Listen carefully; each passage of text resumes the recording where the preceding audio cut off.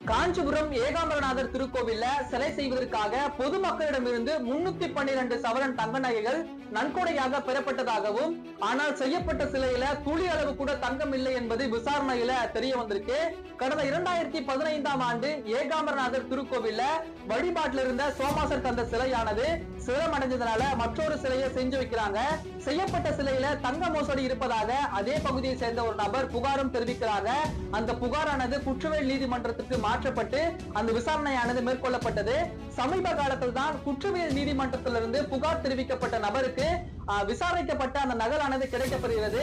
அந்த நகல்ல ஏகாம்பரநாதர் கோவில் சிலை செய்வதற்காக பொதுமக்களிடமிருந்து 312 சவரன் தங்க நகைகள் பெறப்பட்டதாகவும், ஆனால் செய்யப்பட்ட சிலையில துளி அளவு கூட தங்க நகைகள் இல்லை என்பது விசாரணையில தெரிய வந்திருக்கிறது. பொதுமக்களிடமிருந்து 312 சவரன் தங்க நகைகள் நன்கொடையாக பெறப்பட்டு சிலையில துளி அளவு கூட தங்க நகைகள் இல்லை என்பது பொதுமக்களிடையே பெரும் அதிர்ச்சியை ஏற்படுத்தியிருக்கிறது.